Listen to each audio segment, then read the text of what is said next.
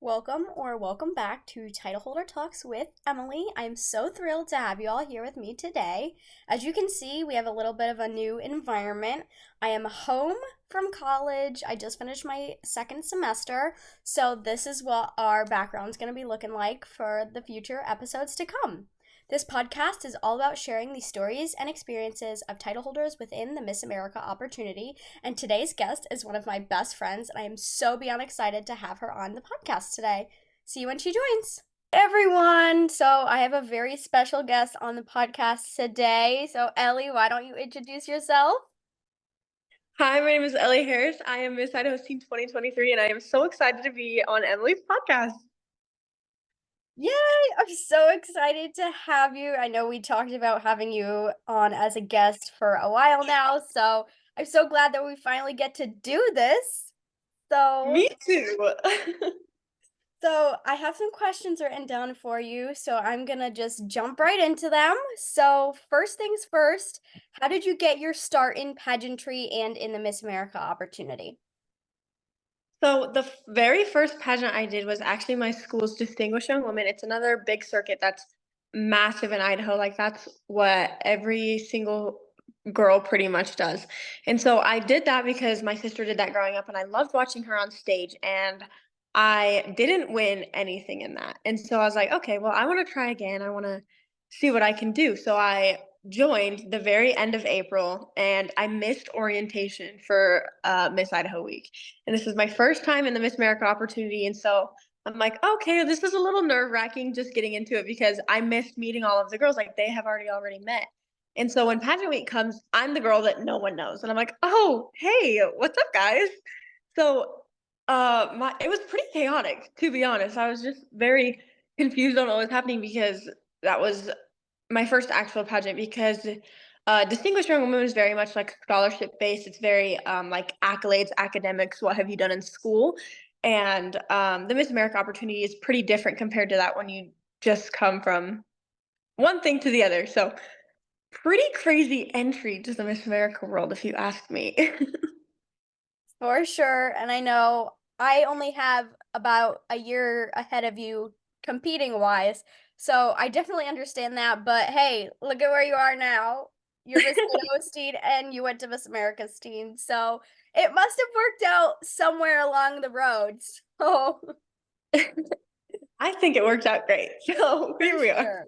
For sure. All right. So next question.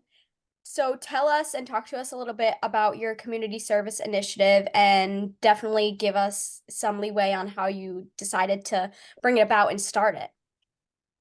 Yeah, so my community service initiative is called Bridging Hearts, and it's based on my grandpa. He passed away probably 3 years ago. And when he passed, it was very unexpected for my family. And so we went through this like pretty crazy grieving process because he wanted to be buried in Idaho Falls when the majority of our family is kind of in that Boise area. So when they all came down, they didn't have a place to stay, and we were just offering our house to my family. So we had 5 or 6 families in my 5 bedroom house, which wasn't very big. So we, I mean, 5 bedrooms could be a lot, but it was like a small house to keep that in mind. So we had all of these people. We were trying to feed everyone. Like it was a crazy week and a half. And in that week and a half, everything like I feel as if I kind of got lost in everything because grief is a hard process, especially when you're kind of thrown in with all of your family. And so, with me not having time to process things and heal on my own before everyone was introduced to my home life and everyone was living at my house was pretty difficult on me. And it kind of took me for a pretty dark turn. And so, my community service initiative is all about showing people that they aren't alone in their battle with mental illness or their healing process with grief. And so I was able to partner with an organization called Ignite to Unite, and I came and helped my middle school that I went to run a program called Breaking Down the Walls to show kids that everyone is struggling with their own things. And it's been amazing to just be able to work with people and get down to some of the things that aren't talked about as much, which grieving, everyone is going to go through it. And it's crazy to me that we don't talk about it as much. So having that part of my title play such a massive role in my spot at Miss America and in my interview and in just like the events I go to has been super heartfelt because I get to talk about my experiences and relate to people, and so it it's kind of the opposite side of what you would expect of someone with a crown on, to always be so bubbly and everything. But I've loved being able to connect with people emotionally and show like the raw side of myself and help everyone understand that even though you may not know someone, they're going to be here for you. That is so sweet, and I love all the stories that you were able to give us with that answer. I know I recently lost a family member too, and grieving is a lot different when you're older and old enough to understand what's going on.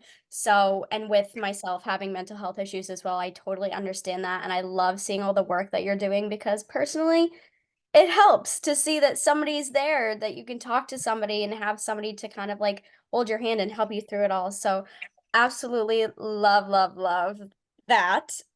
So, getting into you brought up Miss America's Teen. So, what was your experience at Miss America's Teen like? And if you have any favorite memories or favorite days or stories, definitely give us a little insight on that. Miss Ferguson was such a crazy experience, and it's something so many people only dream about. And I loved every single moment of being there. It was just amazing to put into words. But if I had to say favorite memories, I'd probably have to go with Dave and Buster's because man, oh man, that raw chicken is some memories. We were served raw chicken at Miss America from Dave and Buster's, and some of the girls didn't even notice. And so I was actually sitting next to Emily and we were eating. And I was like, this does not taste right. And so I cut more into my chicken, see that it's raw. I'm like, don't eat your chicken, it's raw. And we go over and talk to Rhode Island's team, Mia. And she's like, I just ate like 12 bites of my chicken, guys. And we were like, Mia, no. And then some girls on our table were like, cheers, as they're eating their raw chicken. So that's definitely forever going to be the most memorable moment of Miss America. But other than that, the dressing rooms were pretty awesome. I loved being able to talk to my Miss and get to know everyone because every single girl there was so supportive and so kind. And I loved getting to have tea time with Emily all the time.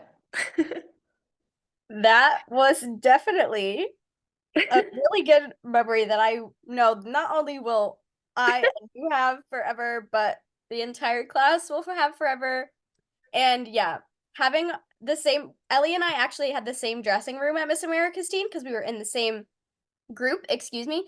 And it was so awesome to get to kind of get to know each other better while also being in the same dressing room. Ellie also helped me with my fake eyelashes. She helped me curl my hair. She let me take a nap under her feet on finals night. Like, yeah, the dressing rooms were also definitely a big part of Miss America's Teen Week that we will always remember for sure.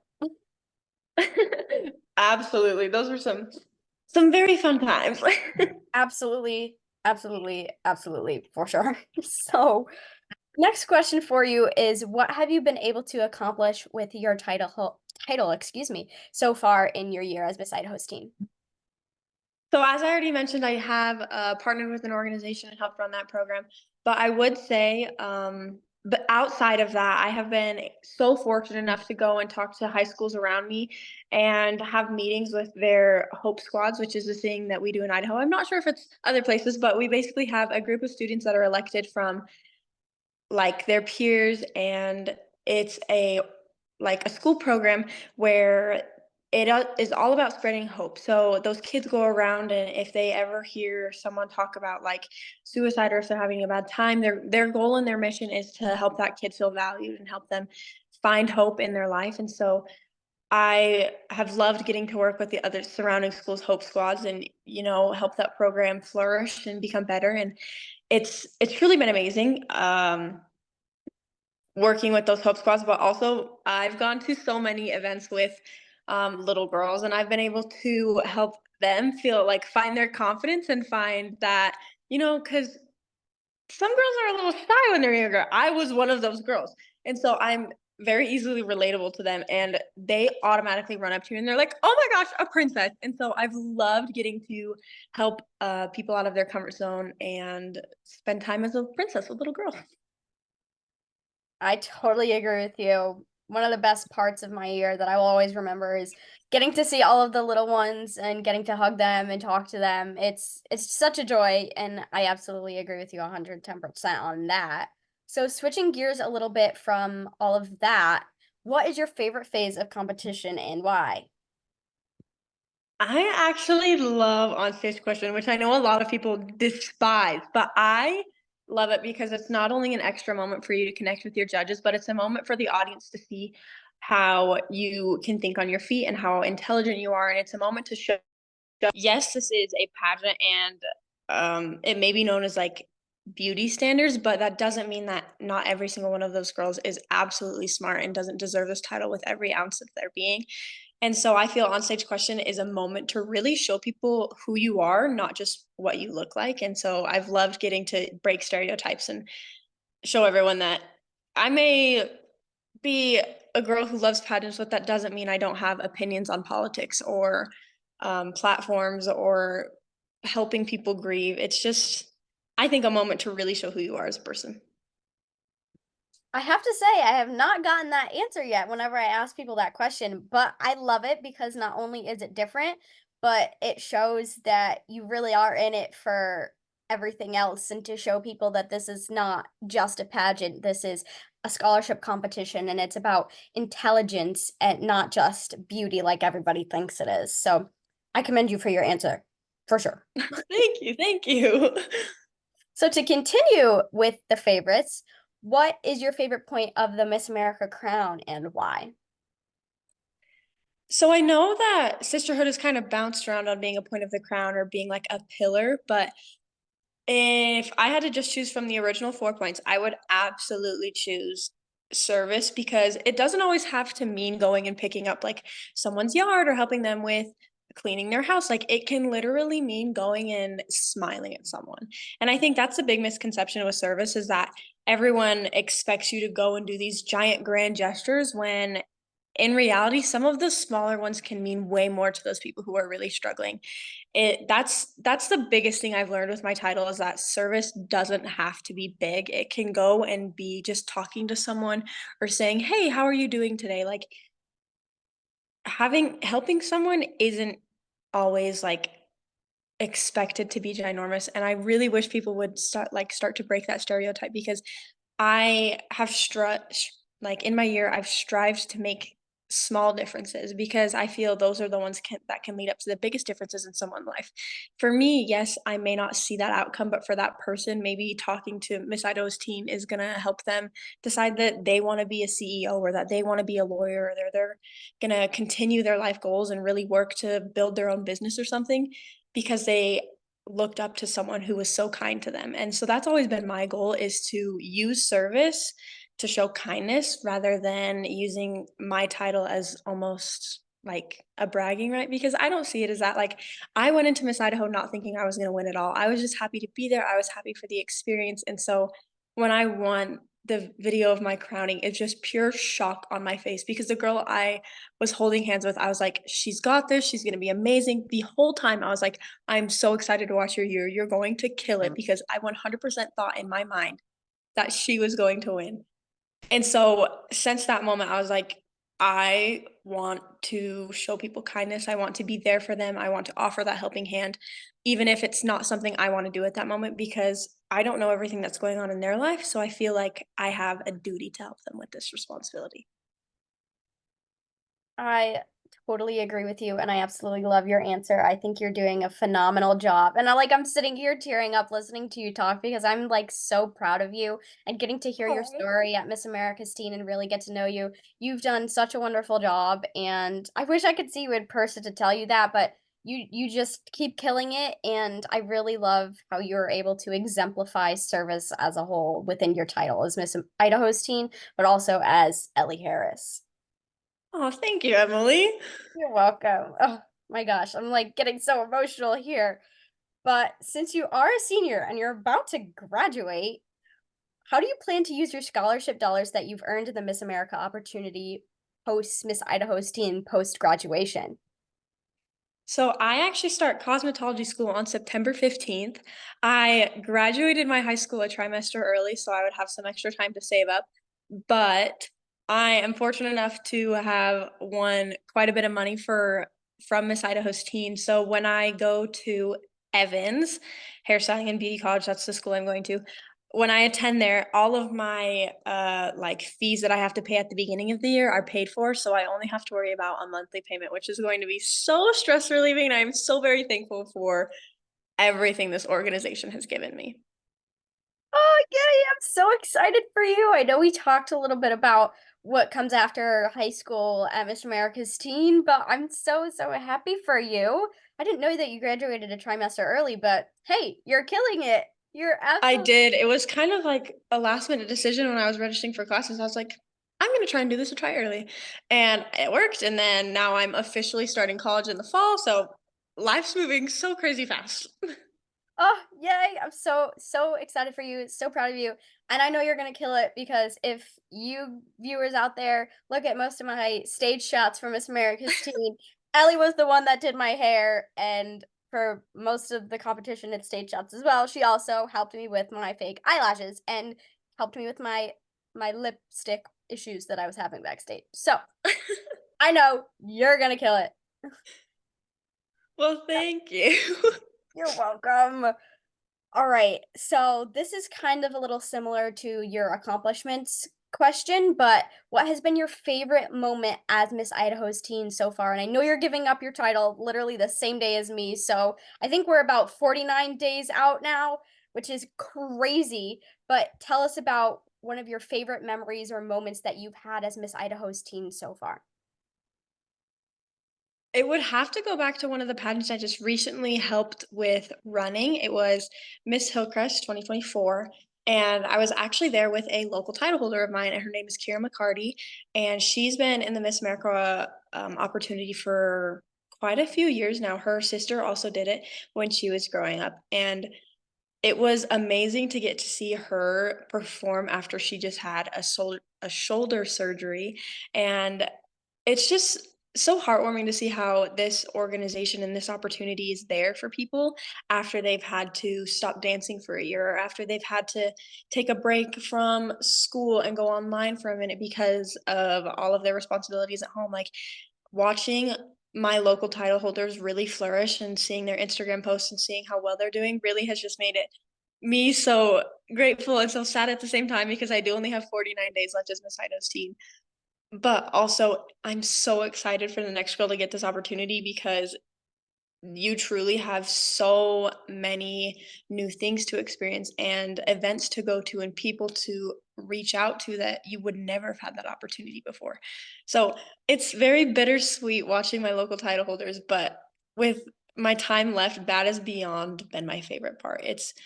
And I actually literally head to orientation in a couple hours. So today is a very emotional day to say the least.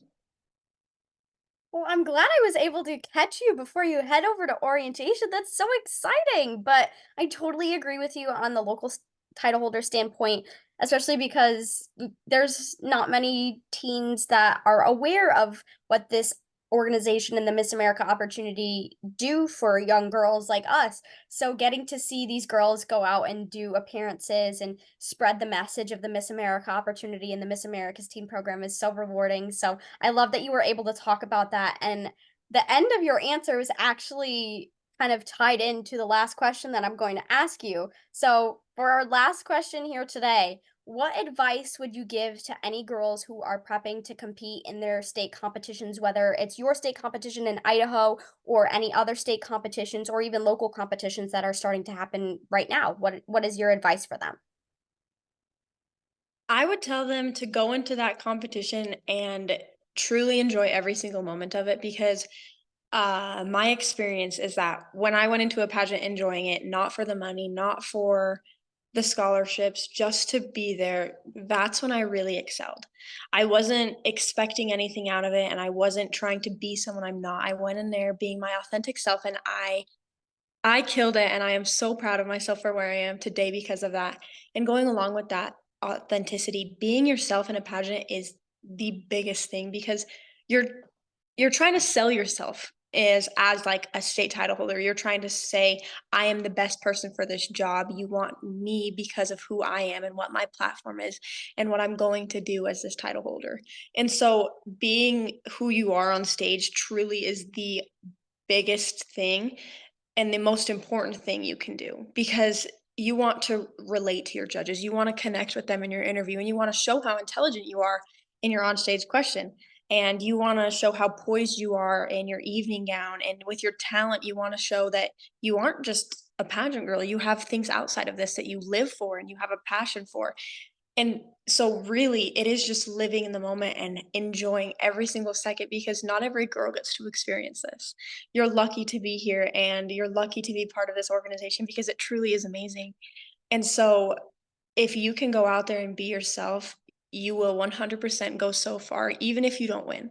Because at the end of the day, you can still have a local title and you can still do service and you can still live by those points of the crown and you can still make an impact on people.